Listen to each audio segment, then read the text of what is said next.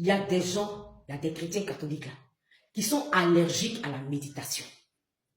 Pourtant, c'est eux qui veulent des réponses. C'est eux qui veulent des solutions. Ici, là, moi, je vous apprends à être indépendant spirituellement. Oui, c'est très important. Tu ne vas pas aller te décharger forcément sur quelqu'un. On peut t'orienter. Mais toi-même, là, il faut te prendre en charge spirituellement. C'est très important. Et c'est en cela que je vous ai parlé de la méditation. Il y a des gens qui viennent me voir, ils bossent sur WhatsApp. Ah, Dambéni, tu n'organises pas de prière et tout. La réponse, elle est la même. Non. Je n'organise pas de prière, je ne prie pas avec les gens. Je vous aide à vous prendre en charge spirituellement. Et c'est ce qui est bon, c'est ce qui est important pour votre vie. Je suis là encore pour vous parler de la méditation. Ma dernière vidéo là parle de ça. Je vous ai dit, moi je médite pour tout. Parce que j'ai compris la puissance de cette prière-là. Oui, la méditation c'est une prière. J'ai compris la connexion divine qui se crée au travers de la méditation. Vous, quand vous entendez méditation, là, vous trouvez que les gens c'est trop plat pour aller dormir, des choses comme ça. Non. Le Saint-Esprit te parle au travers de la méditation. J'ai dit, tu n'as pas vu ma vidéo là. Va regarder. Et puis tu vas revenir ici. Il y a tellement d'exemples que je peux vous donner. Mais la vidéo sera trop longue. Je vais vous parler de quelques-unes. Un jour, mon mari est venu me voir. Il me dit, ah, Bijou, il y a vu un bon terrain et tout ça. Je veux acheter. C'est bien placé. Il y a une belle opportunité derrière. J'ai dit, ok, d'accord, on va aller voir. Mais moi, le monsieur, quand il me parle comme ça, je vais méditer automatiquement. Je vais déposer ça devant Jésus. Donc, nous sommes arrivés là-bas. J'ai ressenti ce que j'ai ressenti. J'ai compris également ce que le Saint-Esprit m'avait dit au travers de la méditation. Quand on a fini, je lui ai dit, ah, franchement, c'est vrai que c'est une belle opportunité, mais bon, c'est pas bon. Voilà, on ne peut pas injecter de l'argent dedans et tout ça. Voilà, donc, laisse tomber. Le monsieur là, il n'était pas content. Son cœur, ça démangeait en fait, parce que ça veut dire que l'opportunité était réelle, c'était là. Je lui ai dit, non, laisse tomber, le Seigneur n'est pas favorable et tout. Mon mari ne m'a pas écouté. Il s'est entêté. Donc après, moi, j'ai plus suivi. Pour moi, il a laissé tomber et tout. Un jour, je suis là. Le monsieur rentre dans la maison, un fracas. Bijou, bijou. Il dit, à quoi, mon gars? C'est là, il va venir m'expliquer qu'en fait, le terrain là, il est tombé d'accord parce qu'en fait, celui qui vendait, c'était son professeur de droit. Et donc, normalement, il n'y avait pas d'inquiétude et tout ça. Donc, j'ai écouté, il a dit, aïe, dans quel coup? Le monsieur a commencé des travaux, à aller gratter des choses comme ça. Et là, quand la machine est arrivée sur le terrain, voici les gens qui sont sortis. Comme on dit, les vrais propriétaires sont arrivés. Il y avait un problème sur le terrain qui est même allé en justice. Et là, le professeur de droit, il savait qu'il avait perdu le procès. Mais il voulait vite vendre. Il voulait se débarrasser de ça. Donc, le monsieur m'explique et tout. Il me dit, ah, bon, tu avais raison. Il dit, ah, des fois, c'est nous qui pensons que nous sommes plus intelligents que le Saint-Esprit. Ou bien on ne voit pas comment cette situation-là peut se gâter. Mais Dieu sait.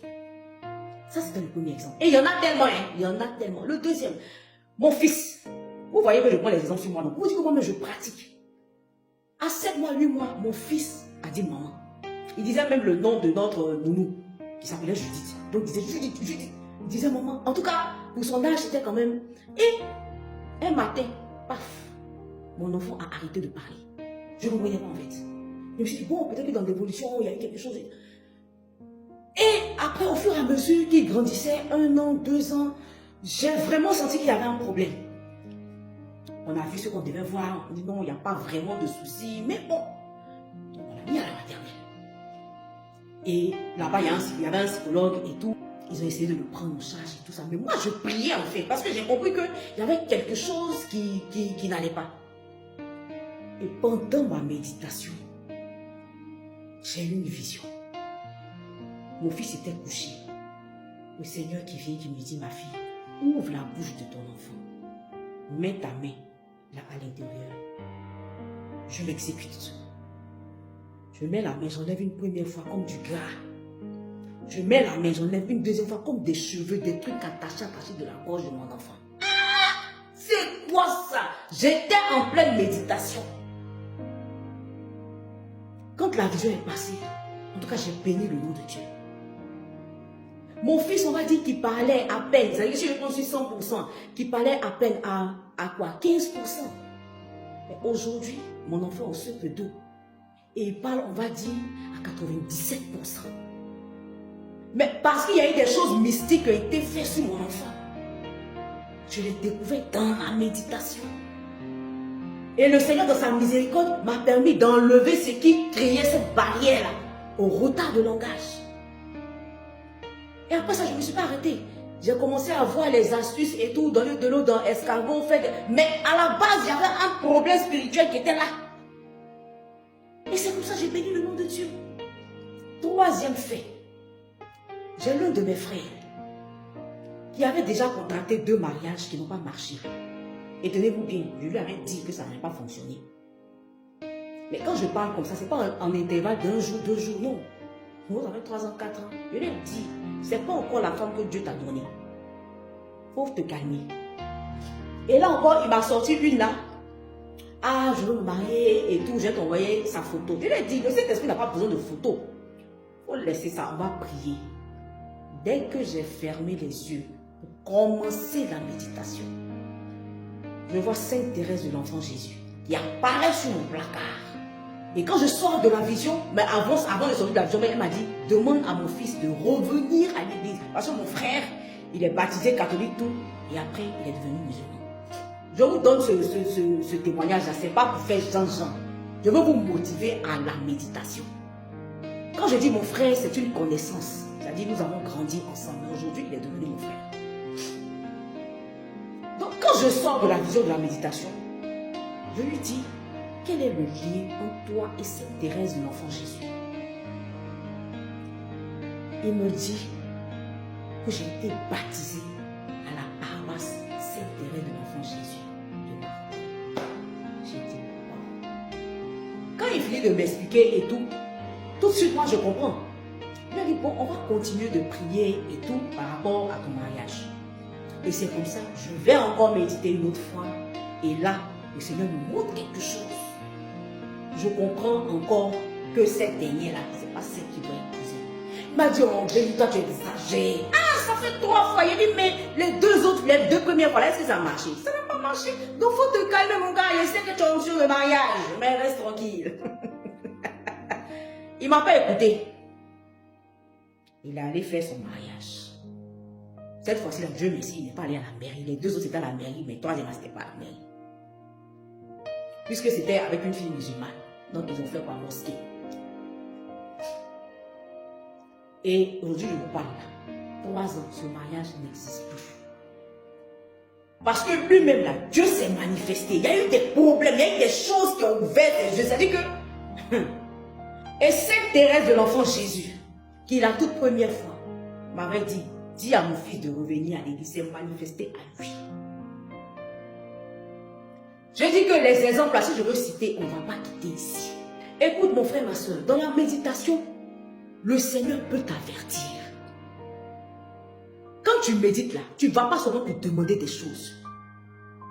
Il y a des moments où tu veux juste être en présence de Dieu. Mais toi, tu penses que tu vas venir en présence du Saint-Esprit et puis tu vas sortir et zéro. C'est pas possible. Il y a des gens qui ont développé des dons. Moi, j'ai développé des dons. Le Seigneur m'a fait la grâce de comprendre certaines choses au travers de la méditation. Mes frères et sœurs, les connaissances pour qui je prie de temps à autre, trouvent leur réponse là, dans les méditations, même si ça ne leur plaît pas toujours. Il y a eu des gens qui ont annulé leur voyage. Je ne suis pas en train de me jouer genre les dangereuses. Non, j'ai dit de prendre la méditation au sérieux. Moi, j'avais voulu faire don un jour. Parce que je voulais poser une action par rapport à ce que je devais faire et tout. Qu'est-ce que je devais vendre et tout ça. Donc, en tête, je savais à qui j'allais faire ce don-là. Je priais pour dire merci à Dieu de m'avoir donné les moyens qu'il faut pour ça. Et là, le Seigneur me montre un autre visage. Une autre personne à qui je devais aller donner cet argent. J'ai dit, ah bon? Cette personne-là, je vous assure que je ne savais même plus où elle était. Et c'est un prêtre qui est là. On se connaissait, mais bon, après, je ne savais même plus où il était passé et tout. Bon, je n'avais plus de ces nouvelles pendant au moins, je pense, 10 ans, je crois. Mais le Seigneur s'est manifesté et j'ai demandé confirmation. Et on avait des amis en commun. que le Seigneur m'a montré dans la méditation. Je les ai appelés. J'ai fini par avoir son numéro et on s'est rencontrés. Mais quand je lui ai expliqué les conditions dans lesquelles je viens lui faire cette offrande, il était dépassé. Il m'a dit, est-ce que tu peux me donner l'autorisation de partager ce témoignage parce qu'il est pour moi? Je ne vais pas rentrer dans les détails. Ce pourquoi il avait besoin de cette somme, je ne sais pas. Mais c'est Dieu qui guide. Je vous assure, mes frères et mes soeurs, au travers de la méditation, vous aurez beaucoup. Le Seigneur va vous guider. Tu es directeur d'entreprise. Tu es un peu coincé quelque part, tu ne sais pas trop comment faire. Le Seigneur peut t'orienter au travers de la méditation. Et mon frère dont je vous parlais tout à l'heure par rapport à son mariage, le Seigneur m'a dit, dans la méditation, s'il s'entête à se marier avec cette dame-là, il aura des problèmes financiers. Son entreprise est là, ça allait bien. Mais comme il était têtu, les problèmes qu'il a eu, c'était trop fort. Pratiquez, aimez la méditation. Vous serez connecté au divin. Et au moment où vous n'aurez même pas besoin de faire la méditation, que le Saint-Esprit va vous dévancer, que les anges vont vous informer. Faites ci, ne faites pas ça. Allez ici, n'allez pas là-bas. Telle personne-là, ne la côtoyez plus parce que voici. Même si on ne vous donne pas, le Saint-Esprit, généralement, il ne donne pas trop de détails. Mais au moins, vous serez avertis.